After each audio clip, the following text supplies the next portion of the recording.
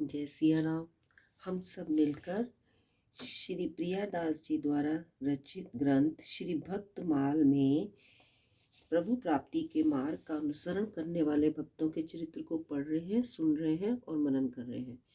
कल हमने भक्त सुरत जी के बारे में पढ़ा, जो कि सुधनवा जी के भाई थे। आज हम महाराज शिवी के बारे में पढ़ेंगे। मुझे राज्य नहीं चाहिए, स्वर्ग नहीं चाहिए, मोक्ष भी नहीं चाहता। मैं तो नाना प्रकार के दुखों से पीड़ित प्राणियों की अर्थ पीड़ा का नाश करना चाहता हूँ। उसी नर के पुत्र शरणागत वत्सल महाराज शिवी यज्ञ कर रहे थे। शिवी की दयालुता और भागवत भक्ति की ख्याति पृथ्वी में स्वर्ग लोक तक फैली थी। देवराज इंद्र ने राजा की परीक्षा करने का निश्चय किया। इंद्र ने बाज पक्षी का रूप धारण किया और अग्निदेव कबूतर बने। बाज के भय से डरता कांपता घबराया कबूतर उड़ता हुआ आया और राजा शिवी की गोद में बैठ गया, उनके वस्त्रों में छिप गया। उसी समय वहां एक बड़ा भारी बाज भी आया। वह मनुष्य की भाषा में राजा से कहने लगा, राजन, आप धर्मात्माओं में श्रेष्ठ हैं, परंतु आज यह धर्म विरुद्ध आचरण क्यों कर रहे हैं?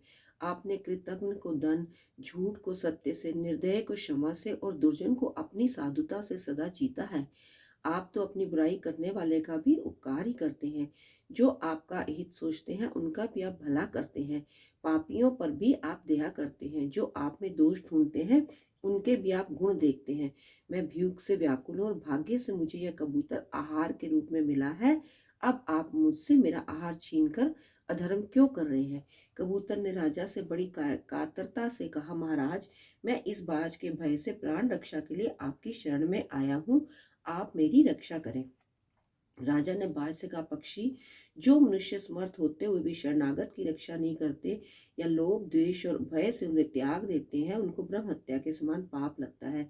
सर्वत्र उनकी निंदा होती है। मैं मरूंगा, इस प्रकार सबको मृत्यु का भय और दुख होता है। अपने से दूसरों के दुख का अनुमान करके उनकी रक्षा करनी चाहिए। जैसे तुम्हें अपना जीवन प्यारा है, जैसे तुम्हें भूख से नहीं मरना चाहते, उसी प्रकार दूसरों की जीवन रक्षा भी तुम्हें करनी चाहिए। मैं शरण में आए हुए भयभीत कबूतर को तुम्हें नहीं दे सकता। तुम्हारा काम और किस प्रकार से हो सके यह बतलाओ। बाज ने कहा, वह धर्म नहीं है जो दूसरों के धर्म में बाधा दे। भोजन से ही जीव उत्पन्न होते हैं और बढ़ते हैं और जीवित रहते हैं। बिना भोजन कोई जीवित नहीं रह सकता। मैं भूख से मर जाऊं तो मेरे बाल बच्चे भी मर जाएंगे। एक कबूतर को बचाने में अनेकों के प्राण जाएंगे। आप परस्पर विरोधी इन धर्मों में सोच समझकर निर्णय करें कि एक की प्राण रक्षा ठीक है या कईयों की।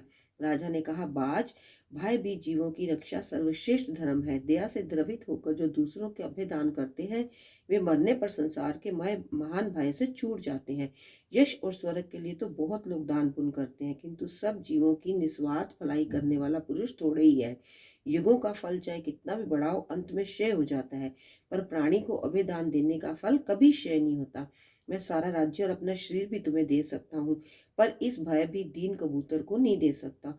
तुम तो केवल आहार के लिए उद्योग कर रहे हो, अतः कोई भी दूसरा आहार मांग लो, मैं तुम्हें दे दूंगा। बाज ने कहा, राजन, मैं मांस भक्षी प्राणी हूँ, मांस मेरा आहार है। कबूतर के बदले आप किसी और प्राणी को मारें या मरने दें, इससे कबूतर को मारने देने से मुझे कोई अंतर नहीं जान पड़ता। हाँ, आप चाहें तो अपने शरीर से इस कबूतर के बराबर मांस तोड़कर मुझे दे सकते हैं, मुझे अधिक नहीं चाहिए। राजा को बड़ा हर्ष हुआ।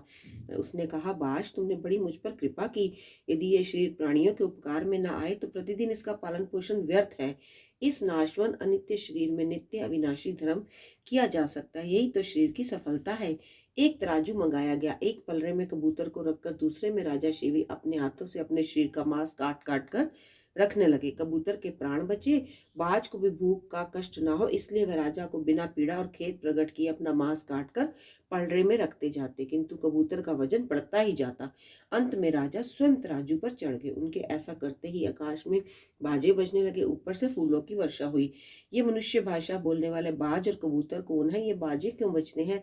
राजा शिवी ये सोच रहे थे, उनके सामने अग्निदेव और इंद्र अपने वास्तविक रूप में प्रकट हो गए। देवराज इंद्र ने कहा, राजन, तूने बड़ों से कभी ईर्ष्या नहीं करी, छोटों का कभी अपमान नहीं किया, बराबर वालों से कभी स्पर्धा नहीं की, अतः तुम संसार में सर्वश्रेष्ठ हो। जो मनुष्य अपने प्राणों को त्याग कर भी दूसरों की प्राण रक्षा करते हैं, वे परम धाम को जाते हैं। पशु भी अपना पेट तो भर लेते हैं, पर प्रशंसनीय वह पुरुष है जो परोपकार के लिए जीते हैं। संसार में तुम्हारे समान अपने सुख की इच्छा से रहित केवल परोपकार परायण साधु जगत की रक्षा के लिए जन्म लेते हैं। तुम दिव्य रूप प्राप्त करो और चिरकाल तक पृथ्वी का सुख भोगो, अंत में तुम्हें परम पद प्रदान हो। यो कहकर इंद्र और अग्निदेव चले गए। राजा शिवी भगवान में मन लगाकर चिरकाल तक पृथ्वी का शासन करते रहे और अंत में भागवत धाम को पधारे। जय सिया राम, जय सिया राम, जय सिया राम।